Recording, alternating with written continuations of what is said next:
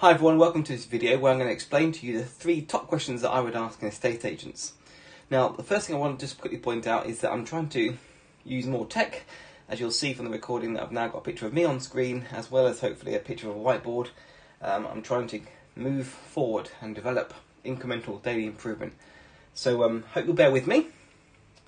I actually received this question, so I'm hoping I actually received the question in 2 parts. What would you ask an estate agent? 3 questions you'd ask an estate agent, and 3 questions you'd ask a vendor. And with your permission, I've decided to split those into 2 separate videos. So the first thing I would really like to point out is you need to treat these as professionals.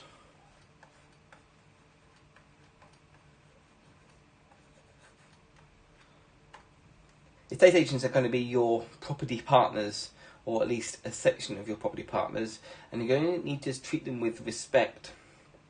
And I'll say right off the bat, there are some questions that you shouldn't be asking estate agents. And for instance, if you're going to go and view a house that's on for £100,000, you wouldn't want to go in the first few moments just say, so what's the lowest your vendor's going to be willing to accept? Those sorts of questions are just quite frankly quite rude. It's going to annoy the estate agent. The vendor may or may not hear of it, but if they do, they're not going to be happy. And if you're looking for a long-term positive relationship, then those sorts of questions are just not conducive. So I would suggest you sort of abstain from asking questions that you probably know you shouldn't be asking. So this whole video is going to ask about things you can ask, but also hope to build a good long-term relationship. So first of all, treat them as professionals. The first thing I would actually do is, let's say I've seen a property, I have made a phone call, and I've now gone and booked my viewing, and I'm about to do my inspection, I'm about to view the property. One of the things I like to ask early on is, what's the story with this one? Or walk in, spot a leak or an old leak, spot some sort of problem with the property and say, so what's the story with this one?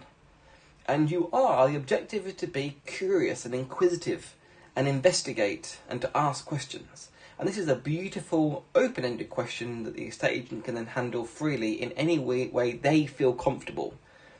And depending on how they respond to it, of course, there are then follow-up questions. If you sort of see the main question, so what's the story of this one, see that as like a roundabout, and you can then take off different angles from that roundabout, depending on how they respond to the question.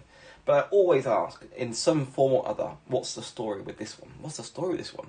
And you say it in a tone that's inquisitive and curious.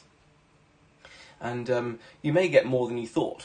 Some estate agents will open up freely and say, well, it's been on the market since, and they'll tell you the whole backstory. It's amazing. And the objective then is to be quiet and listen twice as much as you speak. So what's the story with this one? The second great question, I think is great, is I like to ask, at some point during the inspection, I like to ask, so how's the market in the last 1 or 2 months?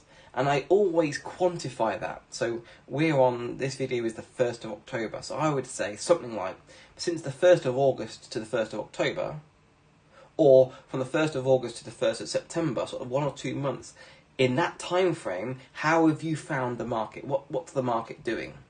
And really, you sort of want one of 3 outcomes. It's either going up, it's going down, or it's just moving sideways. And let them unpack that for you. But it's a very carefully selected time horizon. You're not asking, well, how's the market in the last 3 months, or the last year, or the last week, and I'll explain why. You see, if you watch my previous video on how to calculate the GDV of a property, you see the iCard on screen now, you can actually access land registry data for things that have sold in the last 3 months through Rightmove. If you click on sold prices, you'll find things that are sold in the last 3 months. You'll have access to that data set. The last 1 to 2 months, well, you need to ask that. Because if you're going to ask how's it been in the last week, that might be an anomaly. It might be a statistical anomaly. It might have said, well, we just had 40 new listings come on. Our lister can't cope with the demand. But is that part of a trend? Is that an emerging trend? Is that just a fluke week? 1 to 2 weeks is enough to give you information that's enough of a pattern, enough of a trend you can go away and use as part of your due diligence. So how's the market been in the last 1 to 2 weeks is very powerful. And even Some properties will have sold within 1 to 2 months. Definitely. Some transactions go through very quickly, some as much as a few days. I've never had this, but I do know people that have had transactions complete in a few days. And if they're exchanged and completed, then the estate agent, if you know them well, will be able to tell you, well, actually, that sold for 115. I mean, it's not a right move yet because it's not on the sold prices, but I can tell you, because we've exchanged and completed, I can tell you what it sold for. It sold for 115,000, or whatever the figures might be. So you want market data for a gap that you wouldn't normally have access to. How's the market? How's the market in the last 1 to 2 months?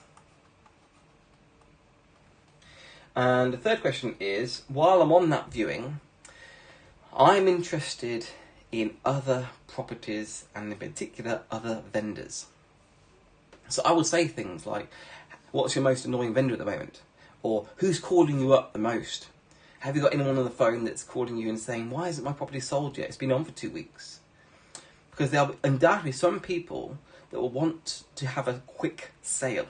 And if you can offer them a quick sale, then you can often negotiate a much better asking agreement price, a purchase price. So ask about other vendors and other situations. Another way of asking this is to say, so what's your biggest chain at the moment? And does it look like it's going to go through? Have you got any other chains that look like they might be a bit wobbly and might about to fall over? Have you got any properties that are sold subject to contract you don't think are going to go the full length? And whatever they tell you, actually, yeah, I got one, I'm pretty sure it's going to fall over. I mean, we've had conversations, but I don't think the buyers actually want to buy it anymore. Great. So make a note of these. And then as you go on to your viewing, you can actually say to the estate agent, well, how about we book a couple more viewings in? That property 1 you told me about, and that property 2, where the vendor's a bit wobbly or the chain looked like it might fall over, how about we book those in for 10:30 tomorrow morning? You can get another set of viewings in, because they get registered on the viewings. I'll finish this one, wrap this one up, take this one forward, but we can get a couple more viewings booked in. Would you like to just call the office? It's a bit cheeky, but it's not disrespectful, because they want viewings. You don't get properties that don't get sold without offers, and offers aren't made without viewings, and viewings aren't made without actually booking them in and going and viewing them. So they're my top 3. First of all, treat them with respect. Ask them questions that you know they are going to be able to answer, or should be able to answer. Do what's right by people. What's the story with this one? How's the market in the last 1 to 2 months? What's happening in the market? And any other properties where you think they might going to fall over, in which you might be able to go in and rescue a chain or rescue a property from not completing and perhaps going to a competitor. They're my top 3 questions I'd ask a estate agent. If you've got your own questions or things you'd like to ask, then feel free to share them. If you've got other questions you'd like me to answer and give our take, then feel free to share those too. If I could just ask you to give us some feedback, thumbs up or thumbs down, doesn't really matter to us. We're just trying to find out what's helpful. And if you haven't yet subscribed, then also feel free to join us. We've got a nice little growing community here. Hope that's been interesting and helpful. My name's Josh Harrison. Thank you ever so much for your support. Look forward to seeing you in the next one.